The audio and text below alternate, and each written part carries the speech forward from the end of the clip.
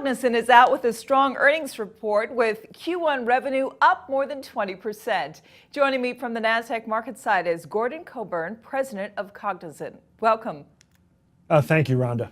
You had strong growth in the quarter. You also raised full year guidance as well. So what's driving some of these numbers for you? You're right. We had an absolutely terrific quarter. It's interesting what's driving the growth. We see our clients trying to do two things at once today. They want to run their businesses better, reduce costs, increase speed to market, increase efficiency. And they want to take the dollars that they save from running their businesses better to invest in the future, to invest in innovation, what we refer to as run their businesses different. The reason Cognizant is doing so well is that we're able to serve our clients on both sides of that dual mandate.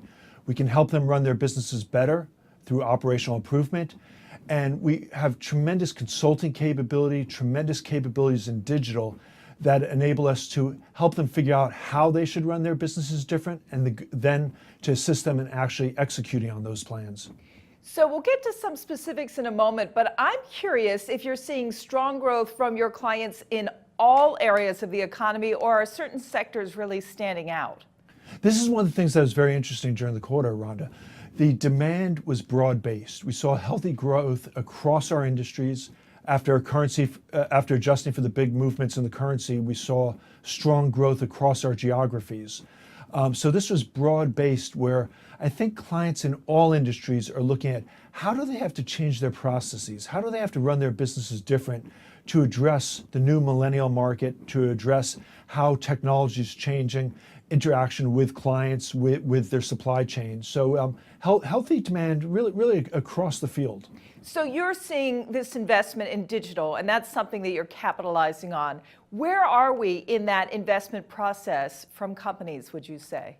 I think we're early on in digital, especially if you take a broad definition of digital, which is really how do you fundamentally change business processes by leveraging technology. Obviously, there are great examples of that in the taxi and transportation industry and in others, but I think we're still early days in terms of what does it mean in other industries. A simple example that we all know, in the insurance industry now, where it used to be you pay one price based on your demographics and driving history, now your price depends on how often you drive and the real-time information about your driving habits. So that's just one simple example how a technology has enabled a fundamental change in a business process. And you can see that whether it be in banking or healthcare or in products and resources. I think you can see that across the entire business spectrum.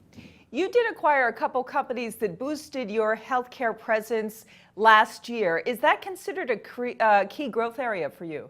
Healthcare is a space where we're just very pleased. We've had a leadership position for a long time. We do work with 28 of the top 30 pharmaceutical companies, 90% of the leading healthcare payers.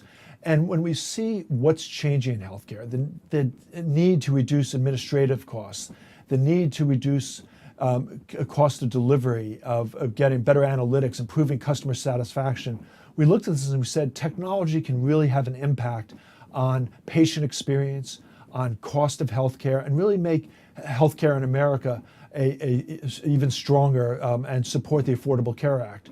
So we've been very heavily involved from day one. You're absolutely right. Last year we acquired TriZetto Group for almost $3 billion, which enabled us to really be the leader in terms of providing healthcare administration services to the payers in America. Now we're taking that a step further and we're saying, how can we further improve that? How can we look at where can things be shared across payers to further improve their service levels while reducing their costs? And that should, in the end, be passed on to patients and to the healthcare system as better efficiency and lower costs. So what is going to be your biggest challenge at Cognizant this year? It's several things. First of all, finding the right talent is always a challenge. Just in the first quarter, we added over 6,000 people, net additions. We have over 200,000 people globally. There's a tremendous shortage of qualified computer programmers and engineers. We work so hard to find them, and we simply can't find enough. So finding the talent is always a challenge. We look all across the world for it. We're excited about. We continue to hire here in the U.S. thousands of people a year, but accessing talent is always going to be a problem. I think our knowledge of our clients' industries, our consulting capability, our ability to proactively go to clients and say, here's ideas on how you can run your businesses better. Here are ideas on how you can gain competitive advantage by running your businesses different. There we're in really good shape. And now the key is let's make sure we have enough qualified people to deliver on those promises.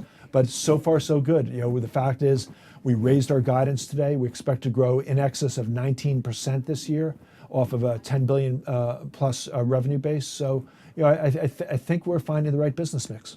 Gordon Coburn, President of Cognizant, thanks very much. Thank you so much, Rhonda. I'm Rhonda Schaffler for The Street.